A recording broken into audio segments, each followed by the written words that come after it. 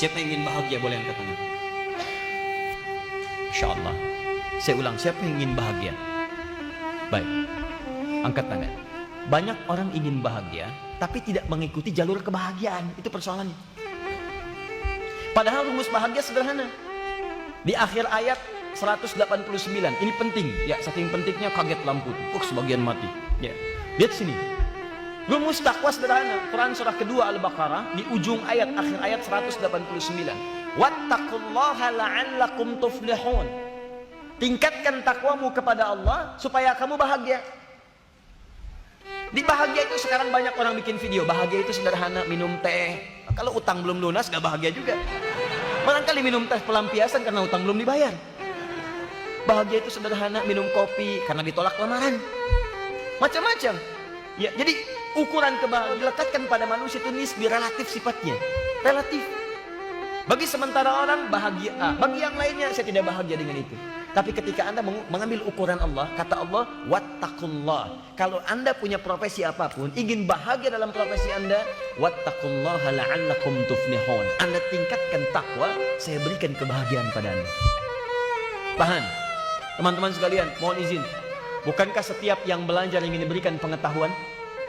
Bukankah ingin meningkat pengetahuannya? Bukankah ingin semakin pintar? Ibu ingin mengharapkan anaknya pintar. Nenek mengharapkan cucunya pintar. Bagaimana seseorang bisa menambah pengetahuannya di luar batas-batas kemanusiaan? Takwa kuncinya. Buka Quran surah kedua Al-Baqarah di akhir ayat 282, paling kiri sebelah bawah.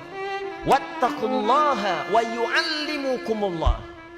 Tingkatkan takwamu kepada Allah, maka Allah akan mengajarkan kamu tambahan pengetahuan. Makanya silakan cek ulama-ulama dulu.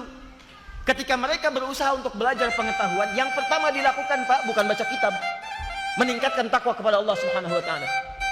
Buka semua kisah orang-orang di masa lalu. Al-Farabi, Al-Kindi, Al-Ghazali, Ibnu Khuzaimah sebelumnya, kemudian Al-Khawarizmi, Al-Ghazali dan sebagainya. Buka. Semua orang-orang hebat itu memulai pembelajarannya bukan dengan membaca kitab, tapi meningkatkan takwa kepada Allah Subhanahu wa taala. Apa bentuknya? Salat, baca Quran. Mereka rata-rata 7 tahun udah hafal Quran.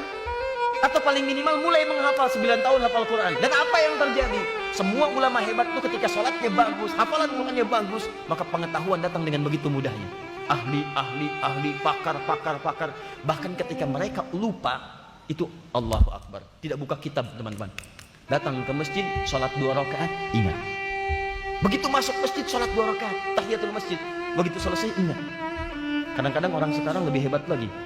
Dia sholat mengingat apa yang tidak ingin diingatnya, semua ingat. Tapi bukan dalam konteks yang positif, sampai lupa berapa rakaat sedang dikerjakan. Takwa. Maaf, teruskan lagi. Siapa yang ingin hidupnya ringan? Diringankan hidupnya, mengalir rezekinya bahkan dari hal yang tidak dia duga-duga. Bagaimana kuncinya? Bekerja itu penting, tapi ada yang dipercepat oleh Allah, ada akselerasi. Kamu kerjanya seperti biasa, tapi rezekinya datang, hidupnya mudah, enak gitu. Buka Quran surah 65 di akhir ayat kedua, di awal ayat ketiga. Wa may yattaqillaha yaj'al lahu makhraja wa yarzuqhu min haitsu la yahtasib. Siapa yang mampu meningkatkan takwanya kepada Allah, maka kami akan lepaskan dari kungkungan persoalan kehidupan. Kami berikan solusi dari setiap masalahnya. Bukan nggak punya masalah, tapi ketika akan menghadapi masalah diringankan oleh Allah Subhanahu wa taala. Wa yarzuqhu min haitsu la yahtasib. Rizkinya datang dari sisi yang tidak diduga-duga. Rizki jangan digambarkan dengan uang saja, jangan dengan materi saja. Ketenangan itu rizki, kenyamanan itu rizki, sehatnya anak-anak itu rizki, keturunan itu rizki. Coba antum pilih mana tuh? Mina. Kaya tapi atau miskin tapi tenang, pilih yang mana? Tidak ada pilihan ketiga, nggak usah ngomong.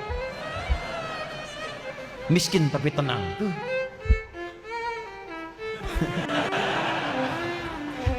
Kadang-kadang apa yang tidak dipegang itu lebih menenteramkan.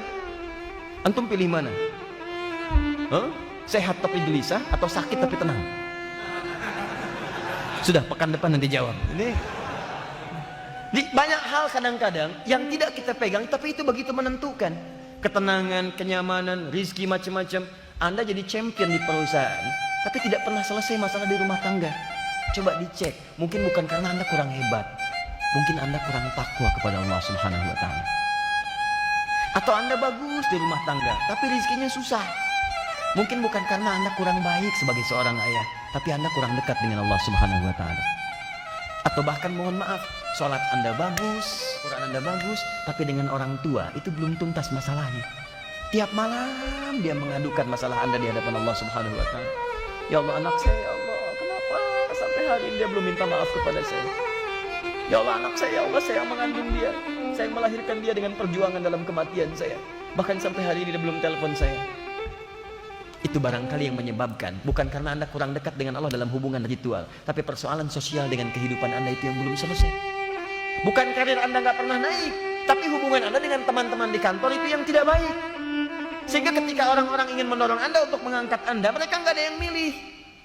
Memang ke masjid Anda nomor 1, tapi orang lain lihat Anda keluar dari rumah, mereka langsung bubar. Datang ke pengajian, tadinya ramai, datang Anda bubar. Dari jauh pengen ke masjid, lihat Anda pindah jalan. Apa yang salah? Barangkali ini yang harus diperbaiki. Bukan sekedar lampu yang harus diperbaiki, tapi lampu hati kita itu yang harus diperdalam. Ya. Paham? Masya Allah. Pilih mana? Gelap tapi tenang, atau nyala tapi gelisah? Itu bukan pilihan, karena gelap gak ada yang dilihat. Ya. Baik, teruskan. Semoga Allah ampuni dosanya. Baik. Dan dosa kita semua insya Allah.